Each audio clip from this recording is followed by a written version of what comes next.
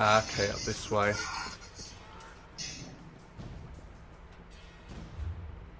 I can actually like dispatch people really quickly as well. Oh, by the way, I'm earning like more XP now that I've leveled up to 30, and I'm just gonna kill this guy and tell you how much I earn. 257 from that. I Yeah, think, mine's definitely gone up. Like I've got, you know, that blood sucking thing just then. yeah. It's got 68. When it used to be 57. I know for a fact because I got sick of seeing the number. So it's going up. It's going up like every level in like relatively small increments, but it adds up over time. Yeah. That guy just gave me 514 experience. What the fuck? Yeah, Maybe it's I not killed making two so of much them. of an impact though for you, is it? No, but at level 30, I can actually tell you how much it's going to take me to reach the next level. Hold on. I know I can find it somewhere. Let me get out of this damn delve first. Somewhere on one of the stat screens it tells you exactly how much experience you need to reach the next level. I mean, don't get me wrong. I was really enjoying that fucking Neverwinter for like the short time we played it. But it's Yeah. like this is essentially like the exact same idea, but just done in like a far better way. Much more pleasant and appealing, like to play. And the menus don't feel like you're reading through a fucking library book from the 1700s. Here we go. To reach the next level, level 31, I need 59,625 XP, and I've got 4,547. So I'm 7% of the way to the next level. Yeah, but if your experience gain per enemy is ramping up too, then it's not making that much of a difference, if you know what I mean. Well, it all adds up, doesn't it? I mean, if I was blasting through a bunch of quest lines, right, and especially if I had like a skill scroll, you know, to give me bonus XP, I'd be leveling up pretty much for every major quest line, you know. As well, yeah, like, these are all sort of, they're all sort of level to your level, aren't they?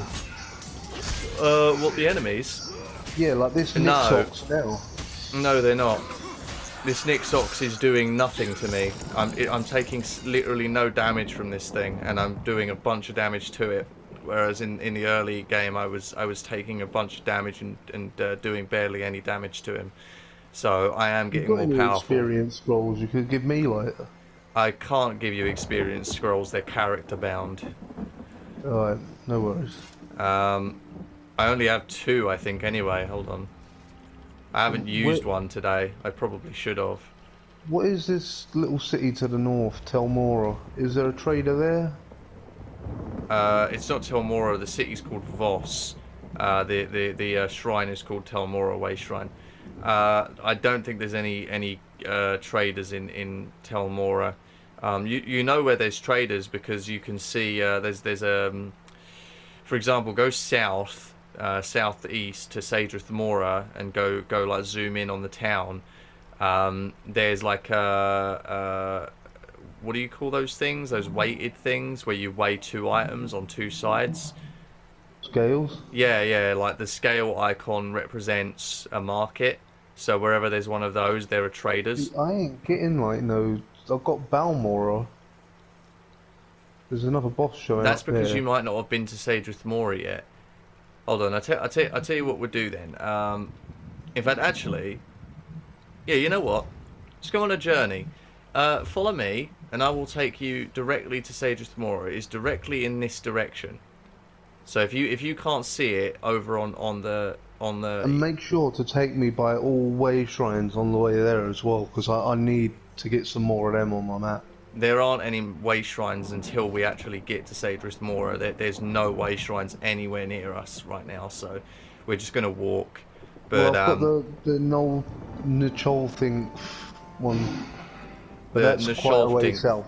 Yeah, yeah, Yeah. that is the closest one to us essentially, other than the Sadrith Mora one that's in Sadrith Mora City, or the one that's above us in. I need to get a lot more markers on this map though, because like I really ain't got fuck all. Okay, well that shouldn't take like 20 minutes if you'll allow me to teleport you around to the other way shrines you haven't got. But let's walk to this one because I think there's a quest on in this direction on the way there that you might be able to activate. Yeah, just walk straight towards it over here. If you see like a grey quest icon on your screen, just go towards it, go activate it. Because I think that quest is really easy, you just have to kill a bunch of goblins. It's like around there's here the somewhere. quest marker there. Okay, It's you just lead me appeared. to it. Here we go. This fella in it. I love these shroom beetles. They're really neatly designed. What? Shroom beetles, they sort of crawl around on the ground. They never attack you. They're very passive creatures. But they have mushrooms growing out of their backs. And I think they have a super cool design, personally. Yeah, they're kind of like Paris from Pokemon. Paris? Don't know if I've ever seen that Pokemon. It's like a little orange crab with mushrooms growing out of it. Oh, that one. Probably using them to curse another spell at me. We were heading to the big city when things went sideways on an ice. I'm glad you're enjoying the writing enough to not skip it. Sometimes I get really annoyed Well, because that kind of like devoids the game of any point if you do shit like that. yeah, I mean I got a little annoyed at various points and skip dialogue. Sometimes I'll just read it myself, and then like even if the the person reading it isn't finished reading it, I'll like skip to the next line anyway.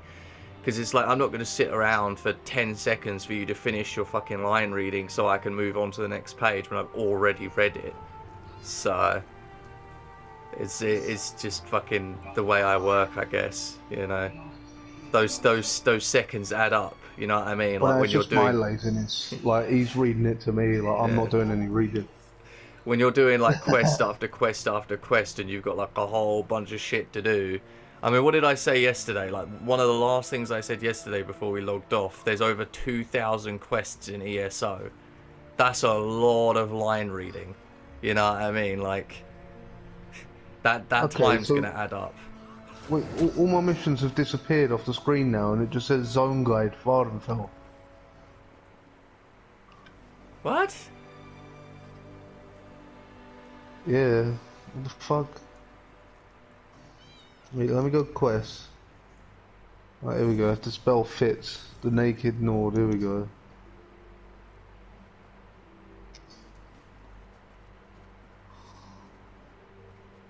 Yeah, I got this. That is a spell fits. Search for the witch, here we go. Are we doing this mission, or are we going mooching about?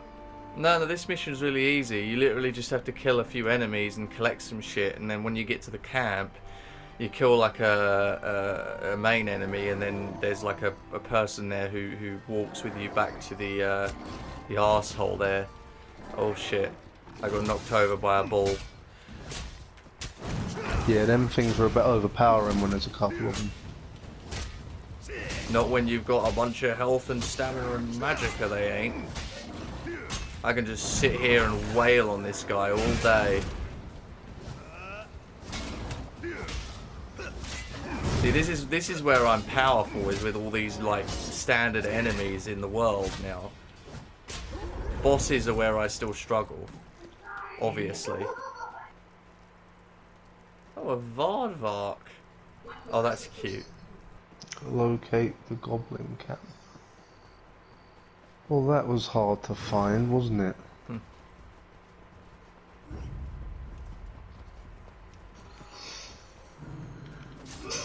You know, I keep thinking about atmosphere, right? Because, like, I think that's super important in a game, is atmosphere. You know, I wanna feel like a part of the world, you know, in some way. I know it can be hard to like achieve that kind of atmosphere in a game most of the time, because they're especially with an MMO where there's like tons of other people playing. But I just feel like this game does a really good job of doing that. Because it really drags me into the world of Elder Scrolls. Like, it really does. Well, yeah, I mean, I like the look of it. It's sort of got the look of like an old PC game, but like sort of way more up to date as well. No, actually more like sort of the feel of an old PC game, but like the look of like a lot more up to date. Kind of in the way, yeah, where like you know, like if it was an old PC game, and like it kind of feels like I've got the best PC kind of thing. Yeah. Like, it's actually like I feel like I'm playing it on like a really high quality PC from back in the day. Yeah, I get that. You know what I mean? Like you can play this game on any PC, but this looks like it's like on a proper powerful PC. Well, I mean, I'm gonna go on a limb and say I doubt that, because if you did play ESO on a PC, you'd be able to get away with a lot more. I mean, frankly, like all of this luscious like textures and bushes and everything, all of this would be a lot higher quality on a PC for sure. Of course because it would, but I a mean, computer like can I'm do talking more. about like it's got the style of a game that came out probably about 15, 20 years ago. Right. Are you suggesting that I'm a teller of tall tales? Ugh. Oh, that could have been me. Oh. You know what I mean? So imagine like a PC like fully powered from like 15 years ago. That's 2005. That's not even like 1990. I can't wait to get my hands on that new SpongeBob game, man. I'm telling you. I'm gonna have so much fun with that. No sword, no pants, and absolutely no help whatsoever. My hat was protected. I like the original SpongeBob series. Like, I always Yeah, I thought that. fucking know you do. Well, I always like, the thing is, yeah. There's like 14 series of SpongeBob at this point, right? Like there's, 30 series of fucking Simpsons. It gets ridiculous after a while, you know what I mean? Like the formula stops working if you don't have competent writers who can make funny jokes, right? And the Simpsons got like unfunny years ago. But, SpongeBob, for whatever reason, because it's a kids show, can get away with a bit more because it's for kids. And in terms of like jokes anyway. And it's just had so many seasons with terrible writers, that the jokes have just become stale and unfunny. But I think over recent seasons, I've been told that they've gotten competent writers back on the team, and they're actually like writing pretty well written episodes. Which I haven't seen them, so I can't confirm that. But if they're anything like the first 3 seasons where all the writing was really really well done, then I could see it being all right. Don't know if I'll ever give them a watch again though. Like I'll sometimes go back and watch season 1 of SpongeBob because it's just funny. Like, do you know that I've got them on DVD, like. Did you know the very first episode of SpongeBob, the pilot episode, had no talking? There was absolutely no talking in the first episode of SpongeBob. There was no character talking. It was I think it was called Leaf Blower, right? And it was a very short episode where SpongeBob gets a leaf blower and he tries to clean his yard by blowing the mess into Squidward's yard, right? And it's nothing but visual comedy. It's brilliant. It's absolutely brilliant. It's just visual comedy at its best, right? And then the first few episodes they did, obviously they had voice actors at that point, and not only did they have the visual comedy element, but they also had competent writing, so they had really good jokes and decent storytelling in each episode, which was just always fun to watch as a kid. You couldn't take your eyes away. I genuinely think that like I genuinely thought that the last good thing of SpongeBob back from that era was the movie from 2000. Do you know when that movie came out? No. 2004. 16 years Yeah. ago. Like, That's like an entire generation. it's like it came out so fucking long ago at this point, and I remember watching it in the cinema. I remember going Yeah, to lead see me it. to all these places. Like, lead me to some markers and stuff. Oh, I'm leading you. That's where I'm going right now. I realised you'd finished the I need mission. to get like a few more way shrines under my belt, definitely, because at the moment I got fucking, I got 7 of 15. All right. Well, we'll go to the wanna get, Sadrith like- Mora one first. Yeah, I want to get like at least 10 of them. I still remember some of the older episodes of SpongeBob too. The old ones are cool, man. I always like the games. Like the games really fit in well with the show back then. You know, the Battle for Bikini Bottom, the movie game, the tie-in, obviously. In fact, I think the SpongeBob movie game is probably one of the most competent movie tie-in games I've ever seen. Like, out of all the movie tie-in games, right, that are games made that are supposed to follow the exact story of a movie and come out at the same time as the movie, of those kind of games, I think the SpongeBob movie game is unironically one of the most competent, because it not only manages to follow the story, but it also is a game instead of just a bunch of cutscenes with a little bit of I'm pretty sure walking that is the sprinkled other between. one, isn't it? Because as far as I can recall, yeah, there was like 2 SpongeBob games that were like absolutely outstanding.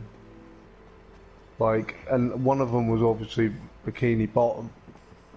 But I'm pretty sure the other one was the movie one, wasn't it? The one where you're like racing on the hamburger. Mm-hmm, that's At the the one. end. That's the one.